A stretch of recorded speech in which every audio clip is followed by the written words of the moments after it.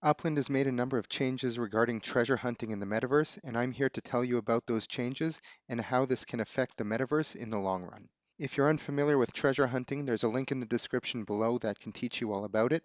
Essentially, you have to send yourself to different properties based on directional hints in order to find the treasure.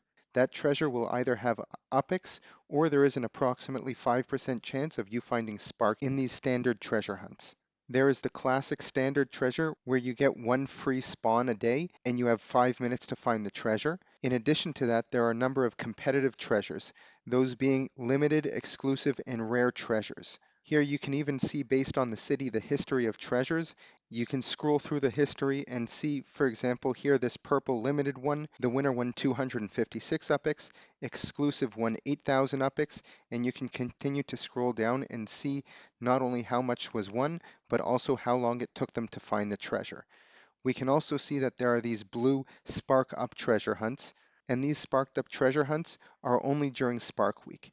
And you can see here that people are finding these within 45 seconds, and you really have to be quite an experienced hunter in order to be able to compete for these ones.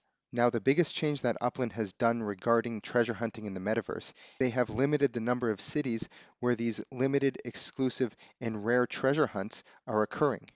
On a rotating weekly basis, you can expect to see these cities changing. For players who are extremely involved in treasure hunting, that would require them to travel to different cities and learn how to excel at treasure hunting in these other cities.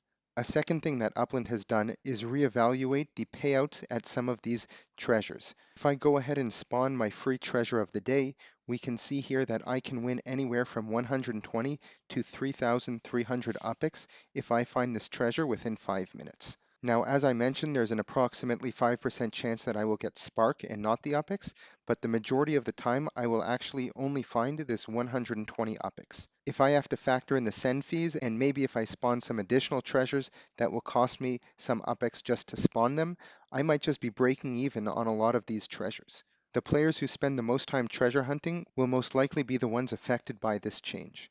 A third change that has been implemented is the number of players required to reach riot mode. When a competitive treasure hunt reaches riot mode, then the reward will be doubled. Riot mode is when there are a specific number of players that are treasure hunting for the exact same treasure at the exact same time. The last big change that has yet to be implemented as of October of 2022 is the cost multipliers for standard treasures. Upland is saying that there will be a spawn fee multiplier that increases the fee to spawn the next treasure. In short, spawn fees increase with each subsequent spawn of a standard treasure in a 24-hour period. So let's say the spawn fee for these standard treasures are 50 UPX in this city, and I'm going to do 10 standard hunts. Even before I start, that's already 500 UPX. And that doesn't include the send fees for me jumping from property to property, trying to get closer to these treasures. Now, what Upland is saying is that maybe the first standard treasure that I do is going to cost me 50 UPX, and maybe the second, third, and fourth one will also cost me 50. But after that, it might cost me 60, and then 70, and then 80, 90, 100, and that price might keep going up. It still isn't clear what those thresholds will be. The point is that people who do many of these standard treasure hunts in a day and potentially spend hours treasure hunting, looking for both spark and valuable UPX, will start to see a downside as they will start to pay more UPX for these treasures that they spawn. A lot of these players might have dozens, if not hundreds, of properties in a specific city so that they can save on send fees. So why do I think Upland made these changes? How will it affect the average player? And how will it affect the Upland economy? That's what I'm going to talk about now. Firstly, if you're not much of a treasure hunter or you only do one or two hunts a day, this really isn't going to affect you, but I do see this impacting the global Upland economy in a very positive way. If you are a player who has purchased a lot of properties in a specific city to grow your web and to make treasure hunting quote unquote your day job, then this absolutely will affect you in a great deal. If the goal of Upland is to have people create communities and develop them and build up cities and build up the entire metaverse, I believe this goes against the logic of people who build these treasure hunting webs. where the sole purpose of them purchasing these properties is to save themselves from sending themselves to someone else's property when hunting. It's very unlikely they intend to actually develop many of these properties and participate actively in the communities built around the neighborhoods where they own these properties. Someone who owns hundreds or thousands of properties, not just in a city but in all of Upland, cannot possibly be a part of all of those communities. These players who purchase properties just to build a treasure hunting web might think twice now, and they may own less properties. I think Upland also wants people to engage with many aspects of the game and different parts of the metaverse. If you own hundreds of properties in one city and all you do is treasure hunt, I believe that Upland thinks that these types of players are less engaged with the other aspects of the game. You might be a great treasure hunter in Chicago because you have hundreds of properties there, but how would you stack up against players in a city that you're not so familiar with? If you really are one of the best treasure hunters, why don't you go somewhere else and compete with some of these other players instead of having a complete monopoly over one specific city? So by having these treasure hunts rotate through the different cities, there is a greater chance that different players who wouldn't normally compete against each other start to compete. If my treasure hunting web is strongest in Chicago and someone else's is strongest in San Francisco, before the change, there was not a likelihood that the two of us would be competing in the same city. But now, as competitive hunting cities change, there is a possibility that the two of us would be competing in Manhattan for these treasures. In addition to this, if Upland is able to create a reason for players to travel to different cities, that gives those players an opportunity to discover other areas of Upland. Whether it be minting some legits or heading over to a fan shop or a block explorer shop to buy or sell something, this provides additional opportunities for other economic transactions that wouldn't have occurred if the player had never left their city in the first place. I believe this point will be further magnified as dev shops enter into the metaverse and players are able to interact with layer 2 experiences that may only exist in certain cities or neighborhoods. The second change I want to talk about is the decrease in payouts of these treasures. Now, the slogan for Upland is Play, Earn, Connect, and treasure hunting falls under the category of both play and earn, obviously.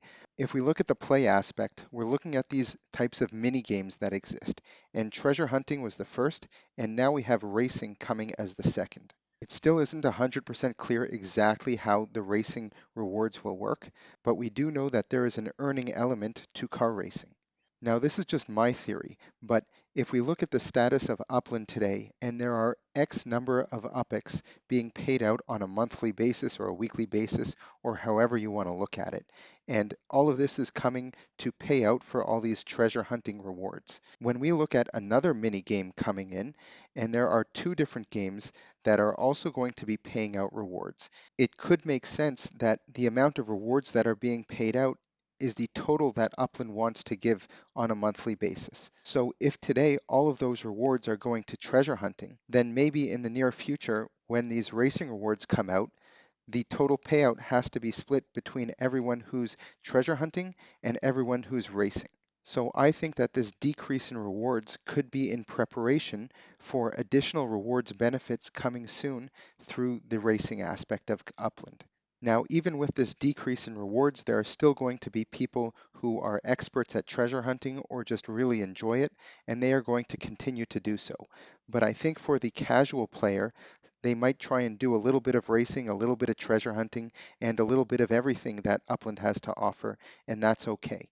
So I think this change can benefit people who diversify what they do and those people who do not invest all of their eggs in one basket, whether it just be building up a very large treasure hunting web or only owning thousands of properties, or maybe they go very hard into the NFLPA legits and only own thousands of those.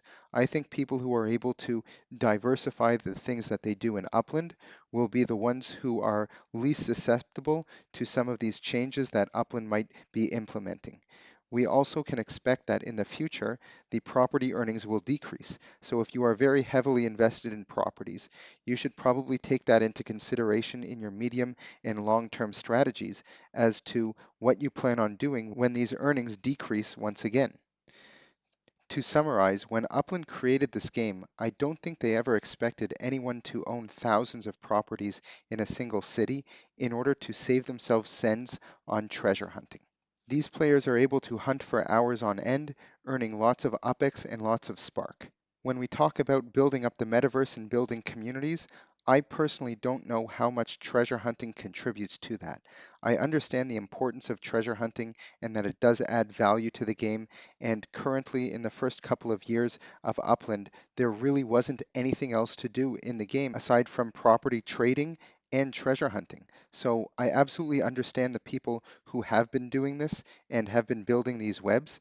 But I think that, and now that there are a lot more things that we can start to do in Upland with a lot of partnerships coming out in the near future, I think that Upland is going back to revisit this treasure hunting and how exactly it fits in with the idea of building up the metaverse. Do I think that these changes will kill treasure hunting altogether? Absolutely not. But I think that the people who spend the most time treasure hunting will be the most affected, and the casual player will not see any direct changes to his gameplay at all. Let me know your thoughts about this in the comments below. Are you someone who does a lot of treasure hunting, or is this all new to you? If you want to learn more about the Upland Metaverse, continue watching a couple of these videos down below.